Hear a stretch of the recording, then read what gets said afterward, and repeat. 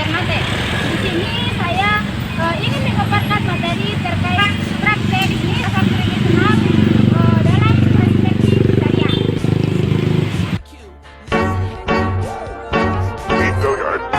I got so much motherfucking design on right now. Bring it down, bring it down, bring it down. I got 3 whole guys, I'm down, bring it down. Bitches on my line, and you know.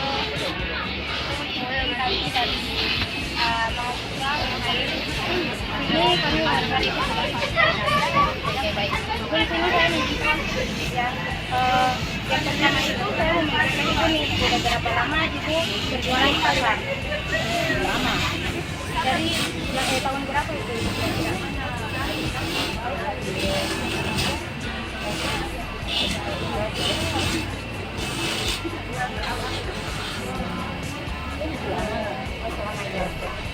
Terus barang apa saja yang dijual di pasar?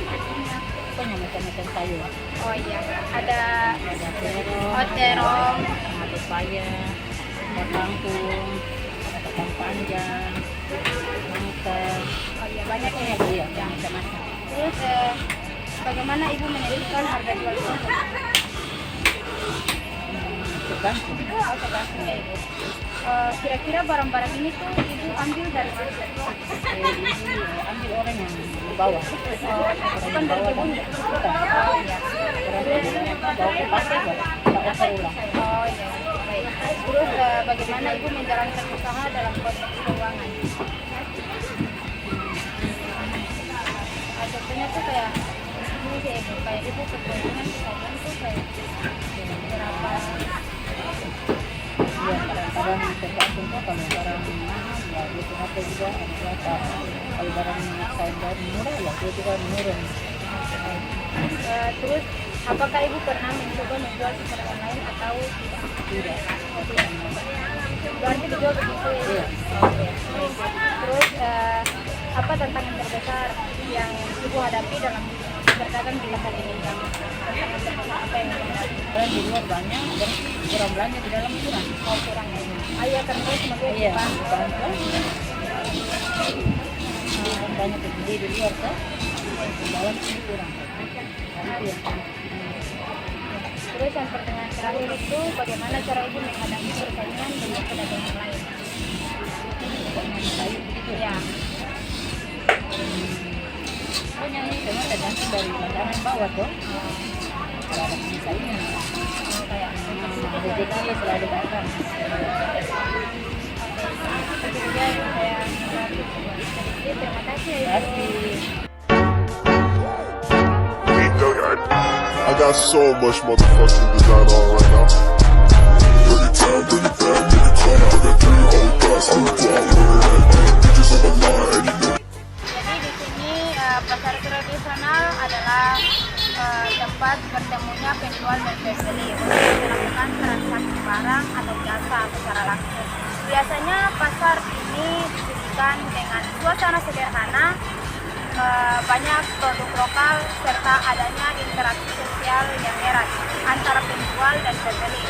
Pasar tradisional seringkali menjadi pusat kegiatan ekonomi masyarakat lokal dan mencerminkan budaya setempat. Terus karakteristik pasar tradisional itu terbagi atas 5. Yang pertama yaitu proses tawar-menawar.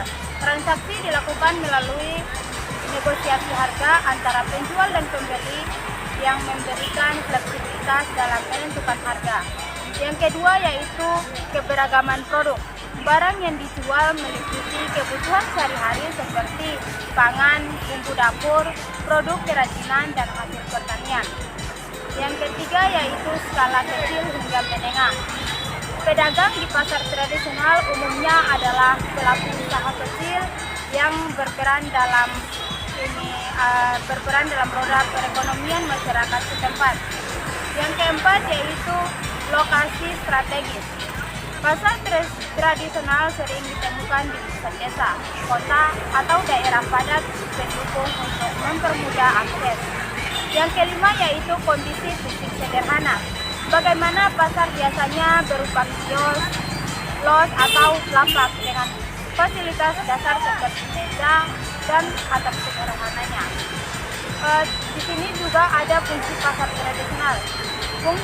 Fungsi pasar tradisional yang pertama yaitu sebagai pusat ekonomi lokal. Pasar tradisional menyediakan lapangan kerja bagi pedagang kecil transformasi. Yang kedua yaitu distribusi barang lokal. Nah, pasar menjadi sarana distribusi hasil pertanian, perikanan, dan kerajinan masyarakat setempat kepada konsumen. Yang ketiga yaitu tempat interaksi sosial. Nah, pasar tradisional tidak hanya berfungsi sebagai tempat transaksi ekonomi, tetapi juga sebagai wadah untuk membangun hubungan sosial antara anggota masyarakat. Yang keempat yaitu mendorong stabilitas harga. Karena adanya tawar-menawar dan persaingan, pasar tradisional seringkali menjadi patokan harga bagi masyarakat lokal. Yang keempat yaitu mendukung perekonomian lokal. Nah, pasar tradisional memberdayakan ekonomi masyarakat kecil dan menciptakan lapangan kerja. Yang kelima yaitu pelestarian budaya. Pasar tradisional seringkali mencerminkan budaya dan tradisi lokal melalui produk, bahasa, dan cara transaksi. Di sini juga terdapat upaya pengembangan pasar tradisional. Yang pertama yaitu modernisasi fasilitas. Pemerintah dan pengelola pasar perlu menyediakan fasilitas yang lebih baik, seperti area parkir, sanitasi, dan tempat sampah. Yang kedua yaitu pelatihan pedagang. Sekarang masuk pelatihan pasar tradisional. Yang pertama yaitu interaksi langsung. Pembeli dapat melihat, memeriksa, dan memastikan kualitas barang yang akan dibeli. Yang kedua yaitu harga fleksibel. Pembeli memiliki kesempatan untuk menawar harga sesuai dengan kemampuan mereka. Sedangkan yang ketiga yaitu produk segar. Kebanyakan barang di pasar tradisional berasal dari petani atau produsen lokal sehingga lebih segar dan alami. Yang keempat yaitu mendukung perekonomian lokal. Pasar tradisional memberdayakan ekonomi masyarakat dan menciptakan lapangan kerja. Yang kelima yaitu pelestarian budaya. Pasar tradisional seringkali mencerminkan budaya dan tradisi lokal melalui produk, bahasa, dan cara transaksi. Yang selanjutnya yaitu kekurangan pasar tradisional. Yang pertama yaitu kebersihan kurang terjaga. Banyak pasar tradisional yang memiliki fasilitas sanitasi dan pengelolaan limbah yang kurang memadai. Yang kedua yaitu kurangnya modernisasi. Beberapa pasar tradisional sulit bersaing dengan pasar modern atau supermarket yang menawarkan kenyamanan lebih. Ini ada perbedaan pasar tradisional dan pasar modern. Pasar tradisional memainkan peran penting dalam membangun kemandirian ekonomi lokal. Meskipun menghadapi tantangan dari pasar modern, keunikan dan manfaat sosial ekonominya tetap relevan, terutama jika dikelola dan dikembangkan dengan baik. Perspektif syariah tentang pasar tradisional. Dalam Islam, aktivitas ekonomi termasuk perdagangan adalah bagian penting dari kehidupan yang diatur oleh prinsip-prinsip syariah. Pasar tradisional sebagai tempat keberlangsungannya kegiatan jual beli memiliki relevansi kuat dengan nilai-nilai Islam. Karena pasar ini mendukung keadilan, transparansi, dan keberlanjutan sosial. Di sini juga terdapat ada konsep pasar dalam Islam. Pasar dalam pandangan Islam adalah tempat yang harus memfasilitasi transaksi halal, adil, dan membawa keberkahan. Pasar juga dianggap sebagai tempat ibadah atau muamalah karena kegiatan di dalamnya menyangkut hubungan manusia dengan manusia lain atau hablum minan nas dan harus dilakukan sesuai perintah Allah Subhanahu wa taala. Nabi Muhammad SAW memberikan perhatian besar kepada pasar sebagai pusat ekonomi. Beliau bahkan mendirikan pasar yang bersih dan praktik, kurang riba dan monopoli. Hal ini menunjukkan pentingnya pasar dalam sistem ekonomi Islam. Di sini juga terdapat prinsip-prinsip syariah di pasar. Yang pertama yaitu keadilan atau adil. Penjualan dan pembeli harus mendapatkan haknya secara proporsional. Penjual tidak boleh menzalimi pembeli dengan menaikkan harga secara tidak wajar. Dan pembeli tidak boleh memanfaatkan kelemahan penjual. Yang kedua yaitu kejujuran atau penjual wajib melakukan konsumsi barang dengan benar termasuk kualitas, kuantitas, dan kurangnya. Nabi Muhammad SAW bersabda, penjual dan pembeli memiliki kebebasan selama belum berpisah. Jika keduanya jujur dan maka transaksi mereka akan disudahi. Yang ketiga yaitu larangnya penipuan atau tasnis. Islam melarang segala bentuk penipuan seperti menyembunyikan catat barang atau menambahkan berat timbangan atau memberikan informasi palsu. Hal ini sesuai dengan sabda Nabi, barang siapa menipu maka dia bukan golonganku. Yang keempat yaitu larangan monopoli atau ihtikar.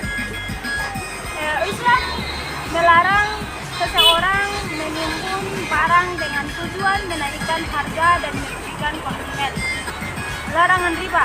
Dalam transaksi palsu, riba dilarang keras. Keuntungan yang diperoleh harus berdasarkan usaha dan risiko, bukan bunga atau uang yang dipinjamkan atau tambah yang tidak adil. Yang keenam yaitu kebebasan bertransaksi. Dalam Islam, transaksi di pasar harus dilakukan dengan saling ridho antara penjual dan pembeli. Yang ketujuh yaitu memelihara etika bisnis. Aktivitas perdagangan di pasar harus dilakukan dengan niat untuk mencari keberkahan dan tidak semata-mata mencari keuntungan duniawi. Niat yang benar akan menjadikan perdagangan sebagai ibadah.